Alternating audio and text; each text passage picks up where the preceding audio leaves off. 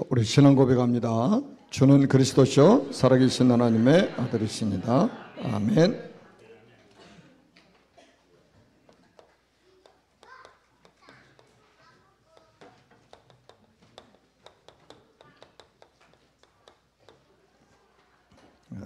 모르드게의 서밋스쿨입니다.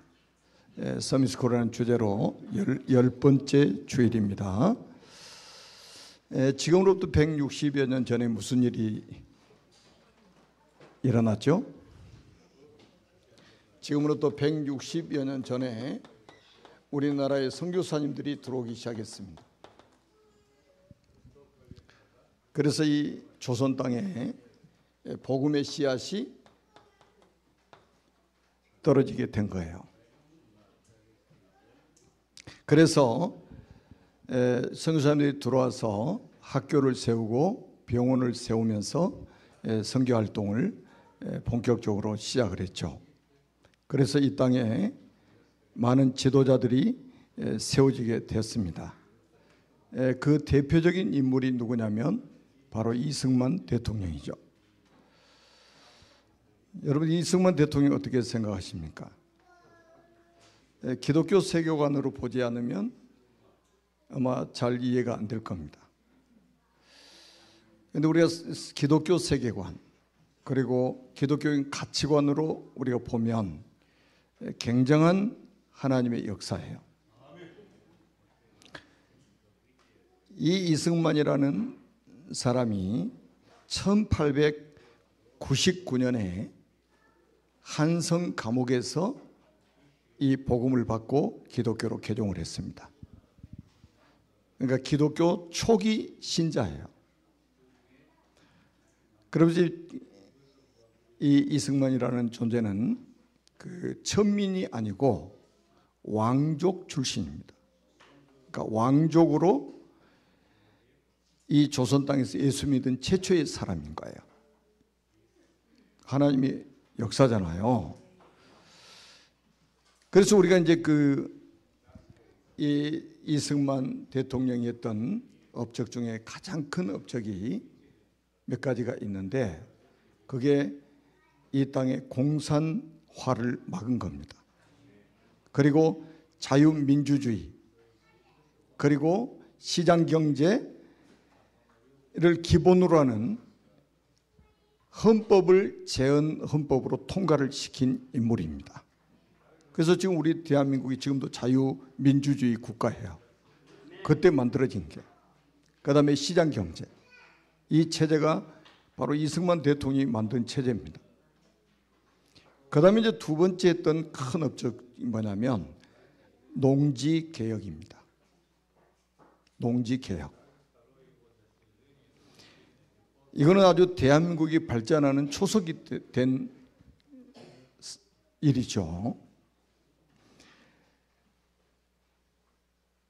그때 당시에는 이제 북한하고 이렇게 남한하고 나눠지기 직전이었었는데 막 그 어수선할 때 굉장히 혼란할 때입니다.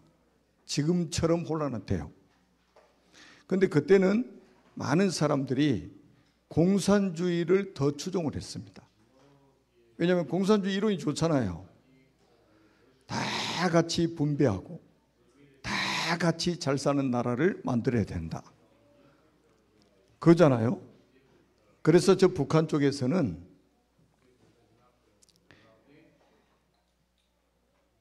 무상으로 모든 토지를 몰수한 겁니다.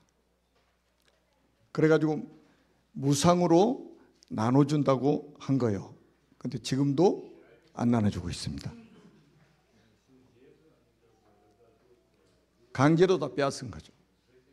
그런데 이승만 대통령이 한 일이 뭔지 아세요? 유상으로 몰수를 했어요, 땅을. 다시 말하면 보상을 해주고 땅을 다, 토지를 다 국가에서 몰수했단 말이에요.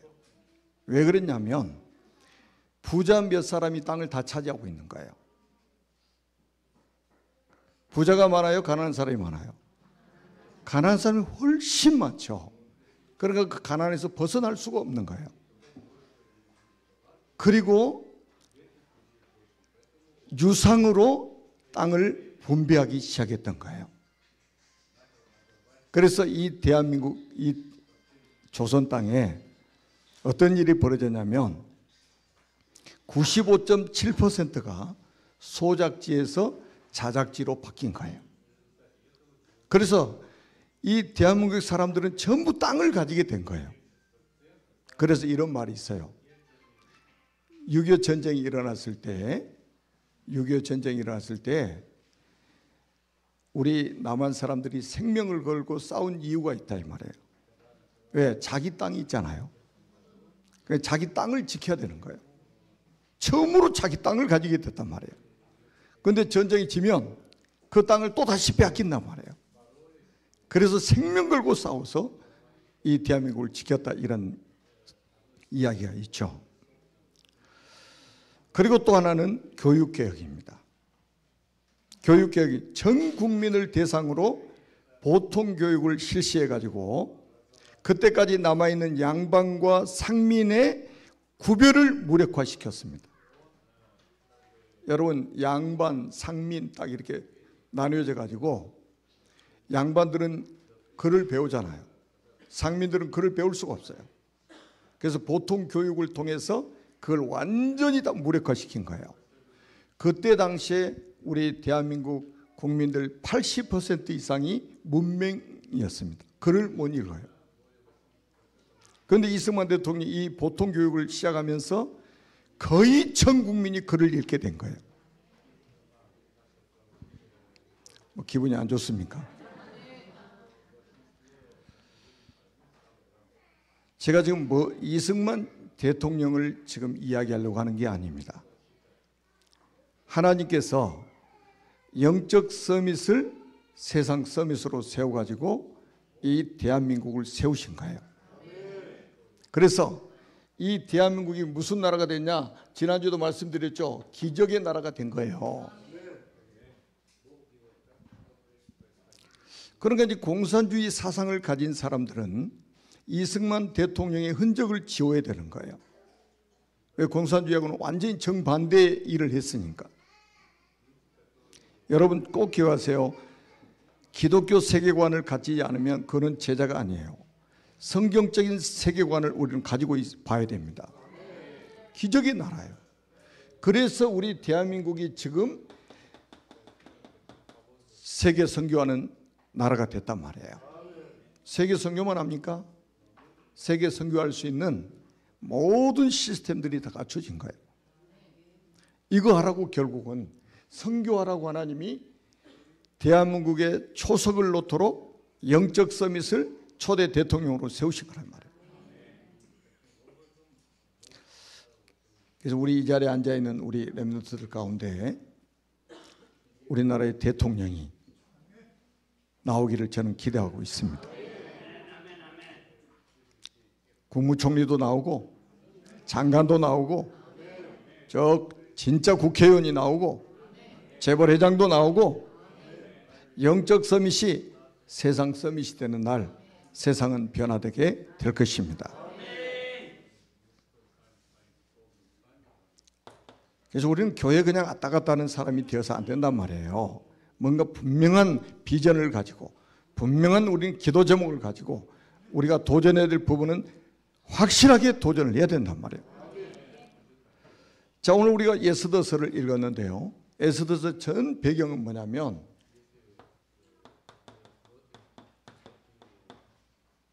국가의 큰 국가적인 위기를 만났습니다. 그게 뭐냐면 전쟁입니다. 전쟁이 일어난 배경이 있는데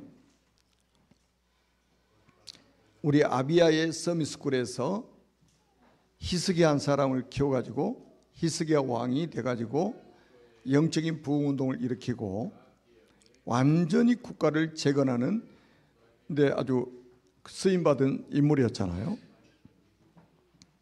그런데 이제 히스기야가 말년에 죽을 병이 들었어요. 그래서 이제 히스기야가 낯을 벽으로 하고 눈물로 하나님 앞에 기도했습니다. 그때 하나님께서 이 히스기야에게 생명을 15년 연장해 주시겠다고 약속을 하셨어요. 그 증표로 해 그림자가 뒤로 10도 물러가도록, 해가 앞으로 이렇게 가다가 뒤로 10도를 이렇게 물러간 거예요. 하나님이 히스기야 생명을 15년 연장한다는 증표로 해 그림자가 뒤로 10도 물러가도록 하셨단 말이에요. 그래가지고 히스기야가 15년 더 살았어요. 그때 이제 주변 나라에서 막 병들었다가 막 살아나니까 이 사절들이 찾아온 거예요. 그 중에 하나가 이제 바벨론 사신들이 이제 찾아왔단 말이에요. 잘 들으세요. 찾아왔는데 여러분, 가만히 앉아 있는데 이방인이 찾아왔어요. 가만히 지금 앉아 있는데 이방인이 찾아왔어요. 무슨 기회입니까? 선교 기회잖아요. 이거 모르니까 자꾸 어려움이 온단 말이에요.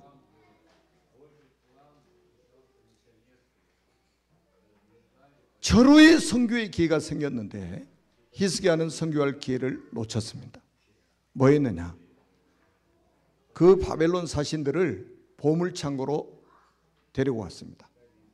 그래서 보물창고 문을 활짝 열어가지고 그 보물을 전부를 다 보여준 거예요. 야, 우리나라 국력을 한번 봐라.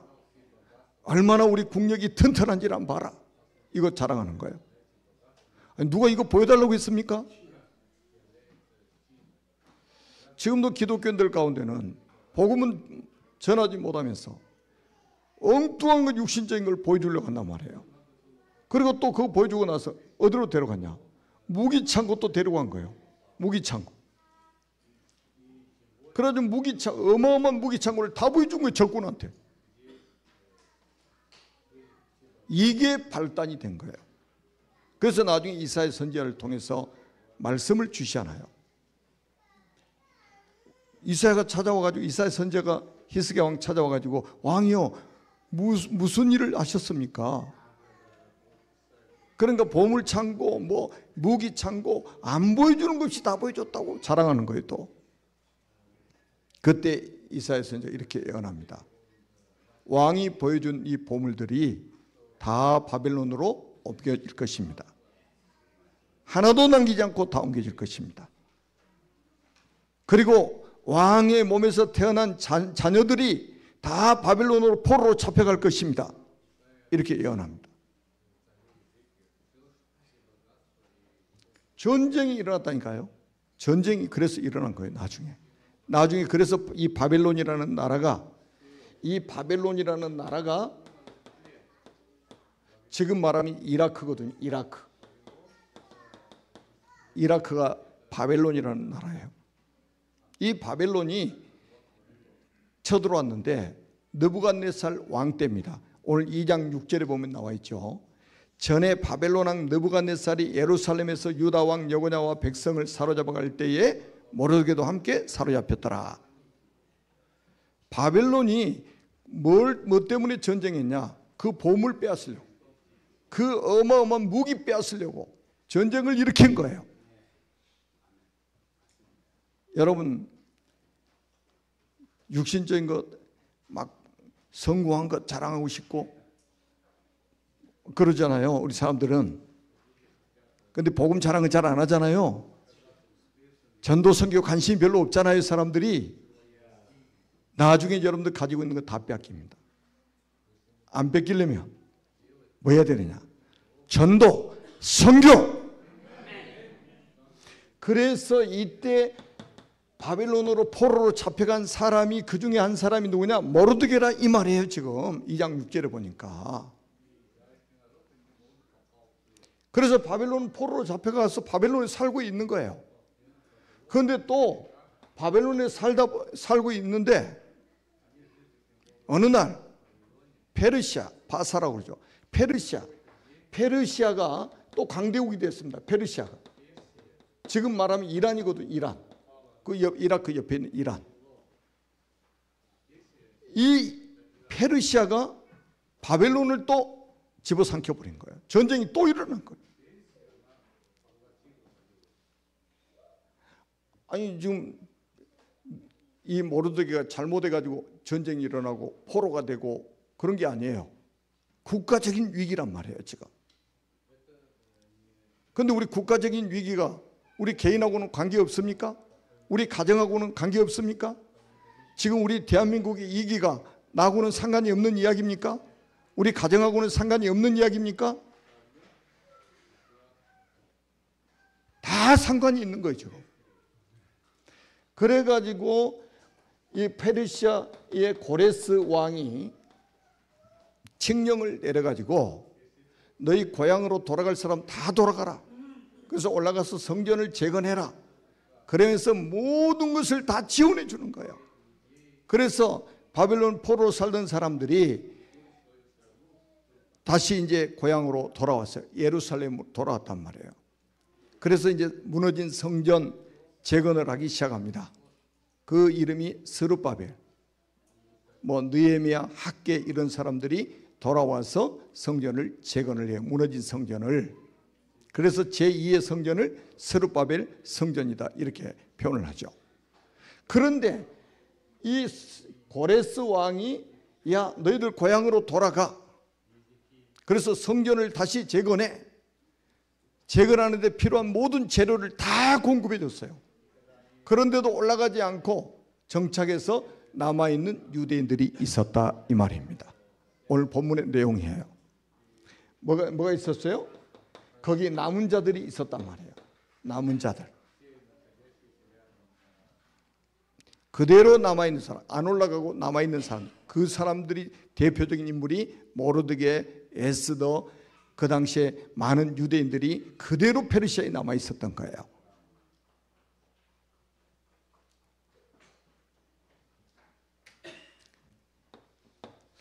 그래서 이제 앞으로 우리 지금 제가 서론 부분에 말씀드렸던 것처럼 우리나라 초대 대통령을 예수 믿는 대통령을 세워가지고 나라의 기초를 놓도록 만들어 근간을 세우도록 만들었단 말이에요. 그래서 기적의 나라를 만들어가지고 지금 우리나라가 전 세계 선교사를 파송해서 선교할 수 있는 나라로 만든 거예요. 그런데 이게 지금 거의 지금 중단되어져 가고 있습니다. 선교가 중단되어져 가고 있어요. 왜? 경제적으로 어렵다고 선교사님들을 도와주지 않단 말이에요. 선교를 지금 하질 않으려고 그래요. 한국 교회가 배가 불러가지고 이제는 선교 안 하려고 한단 말이에요. 여러분 대한민국에 위기가 왔는데 그냥 위기가 온 게 아니에요. 지금 결국 한국 교회 우리가 한국 교회 아닙니까? 선교의 기회를 놓치면 위기가 올 수밖에 없습니다. 왜? 흑암 세력이 그냥 있질 않아요.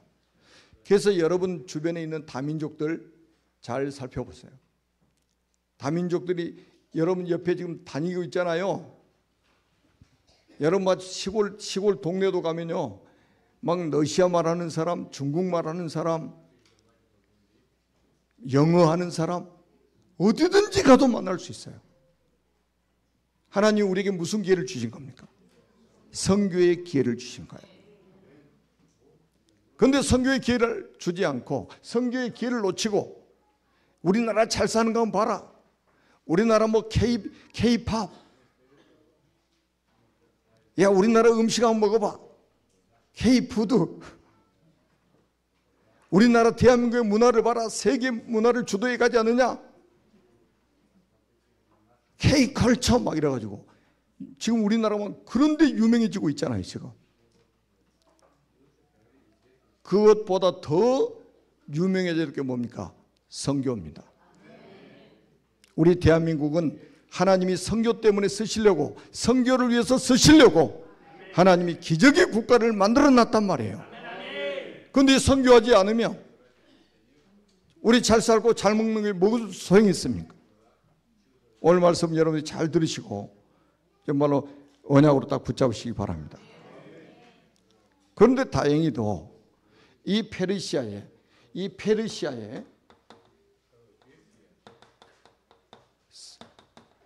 서미스쿨이 하나 있었다. 서미스쿨이 완전히 흑암이 덮인 이 페르시아에 서미스쿨이 하나 있었어요.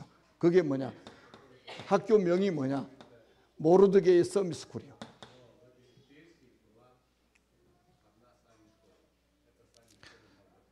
여러분, 모르드게는 왕궁에서 직장 생활하고 있는 직장인이죠. 다시 말하면 중직자 산업인이었단 말이에요. 중직자예요. 중직자.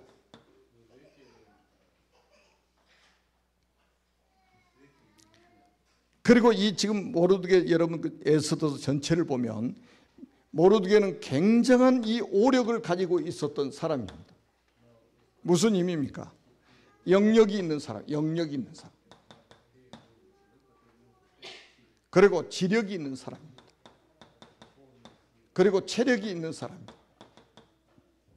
그리고 경제력도 있는 사람입니다. 그리고 인력이 있는 사람입니다.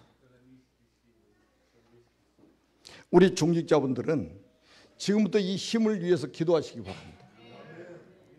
5가지 힘이 있어야 완전히 기도의 사람입니다. 다시 말하면 하나님의 보좌하고 소통하는 사람이란 말이에요. 보좌하고 소통하는 사람. 그래가지고 이 서미스쿨에서 누구를 키우느냐? 자기 삼촌의 딸 에스더를 키웁니다. 에스더를 키워요. 이 에스더 부모가 언제 죽었는지 정확하게는 알 수가 없어요. 기록이 안 돼 있기 때문에. 그런데 바벨론 포로 생활 중에나 안 그러면 또 그 전쟁이 일어나서 페르시아가 또 이제 집어삼키는 그 과정 속에 아마 세상을 떠난 것 같아요. 그래서 고아가 된 거예요. 고아가. 그때 누가 키웠느냐? 이 모르드게가 키운 거예요. 그래서 모르드게가 에스더를 양육했다는 이 단어가 3번이나 나와요. 누가 키우느냐, 이게 중요한 거예요. 모르드게가 어떤 사람이냐? 언약의 사람이에요. 여러분, 언약 가진 부모, 언약 가진 교사, 그 사람이 모르드게 아닙니까? 에스더 부모가 일찍 세상을 떠나고 나니까 아니 외국에서 고아가 돼버렸어요. 그럼 어떻게 됩니까? 만약에 모르드게 같은 사람 없으면 북한의 꽃제비처럼 구걸하며 살아야 되잖아요. 먹고 살아야 되니까. 그런데 다행히 하나님이 모르드게가 양육을 했다 이거예요. 자기 딸처럼 양육했다. 여러분, 한 명의 사람을 키운 거예요. 많은 인물이 아니에요. 한 명의 사람을 딱 키운 거예요.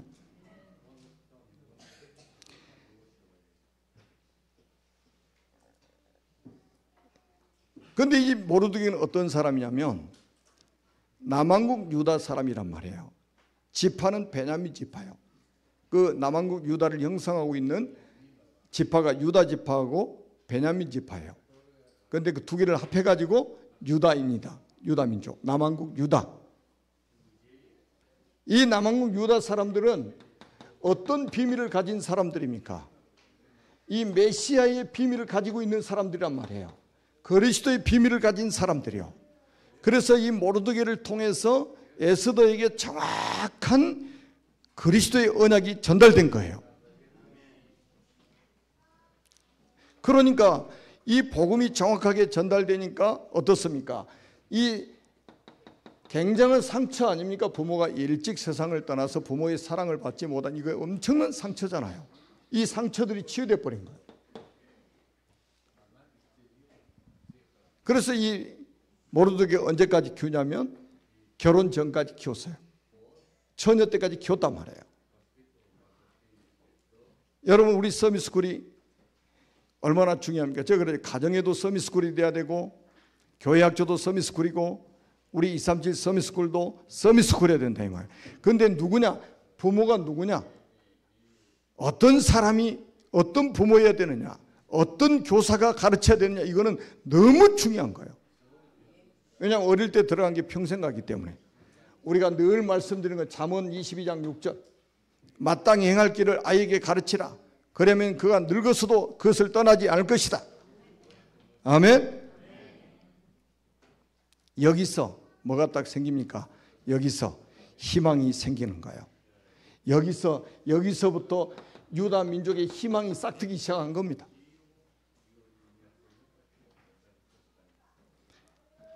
그래서 우리는 서밋 한 명이 대기업을 세우는 것보다 더 중요하다.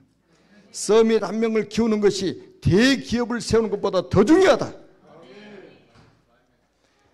자, 그래가지고 이 에스더가 영적 서밋 아닙니까? 자기 사촌 오빠 모르드게를 통해서 어렸을 때 영적 서밋으로 큰 거예요. 그래가지고 이 시간이 되니까 나중에 어떤 일이 벌어지냐, 세상 서밋이 되게 만드셨어요. 하나님. 절대 불가능한 일이 절대 가능하도록 돼버린 거예요. 그게 뭐냐?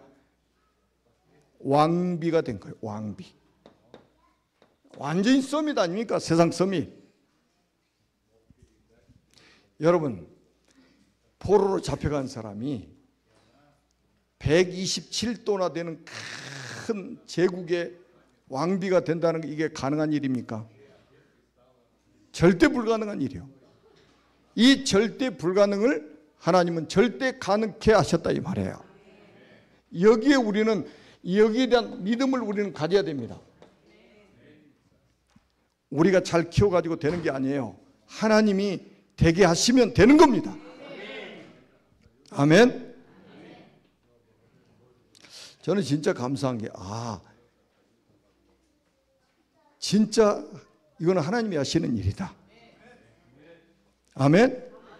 지금 우리 렘넌트들, 지금 여러분 한번 보세요. 우리 렘넌트들이 여러분들 기도와 물질 후원으로 인해서 지금 막 교회 학교에서 서밋스쿨에서 언약 전달받고 있잖아요. 뭐 큰 인물들처럼 안 보이죠.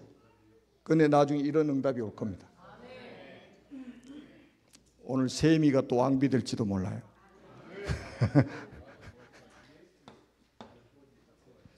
하나님이 하시면 가능하다 이 말이에요. 그래서 나중에는 뭐하게 만드셨느냐? 결국 이겁니다. 영적 전쟁하도록 딱 이렇게 준비하신 거예요, 하나님이.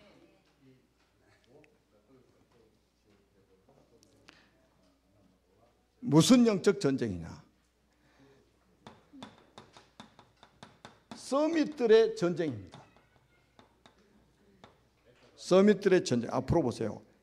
서밋들의 전쟁이라니까요, 결국. 자, 여기서 사탄의 서밋이 나와요. 사탄의 서밋. 그 사람이 누구냐? 하만입니다. 하만은 사탄의 하수인입니다. 이 사람은 왕이 가장 신뢰하는 사람이에요. 그리고 세상적으로 아주 성공한 인물입니다. 그런데 이 사람이 나중에 보세요. 완전히 합법적으로 물리력을 동원해가지고 유다인들을 진멸하려고 했잖아요. 앞으로 이런 일이 벌어집니다. 이 사탄 서밋은 합법적으로 물리력을 동원해가지고 예수 믿는 사람을 핍박하게 됩니다.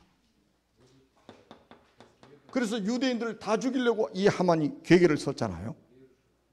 이런 일이 벌어져요.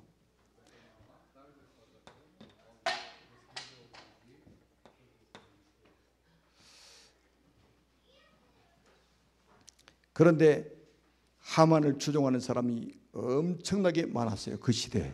왜? 왕 당가는 권세자이기 때문에. 하만은 의인입니까? 악인입니까? 악인이잖아요. 그런데 악인이 힘이 있으니까 그 악인을 추종하는 사람이 그 시대에 그렇게 많았단 말이에요. 여러분, 성경이 뭐라고 말씀하고 있는지 아세요? 잠언 17장 15절에 보니까 악인을 의롭다 하고 의인을 악하다고 하는 자는 하나님께로부터 미움을 받느니라.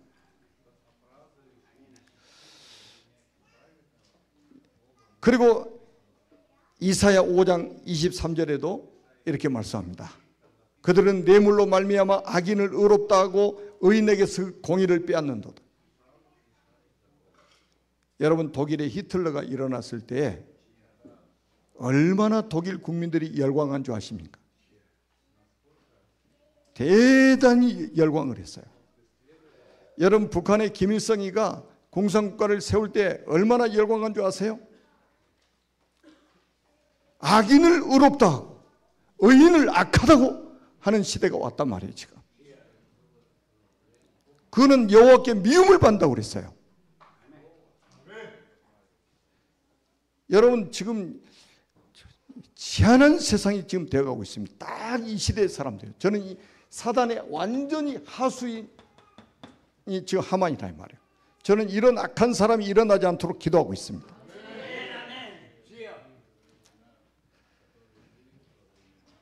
우리나라 대통령 선거가 2달 후면 있습니다. 하만과 같은 지도자가 일어나지 않도록 기도하세요. 하만 같은 지도자 일어나면요, 제일 먼저 오는 게 교회 핍박이고 예수 믿는 사람 핍박하는 시대가 옵니다. 그 다음에 꼭 기억하세요. 영적 서밋은 혈과 육에 대한 싸움이 아니에요. 혈과 육에 대한 싸움을 하지 않습니다.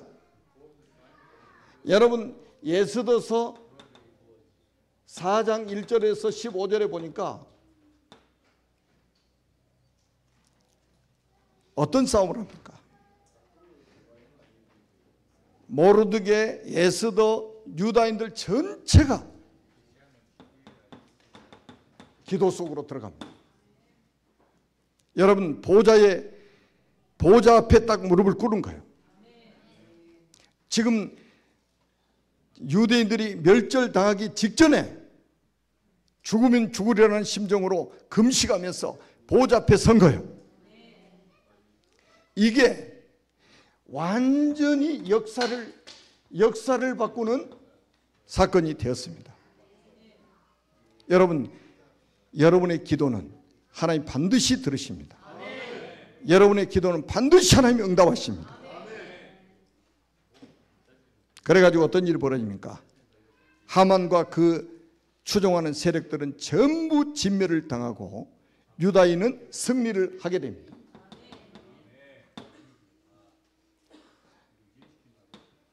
그러니까 서밋이 얼마나 중요하냐 이 말이에요 지금. 그러면서 우리가 여러분 꼭 기억하시기 바랍니다.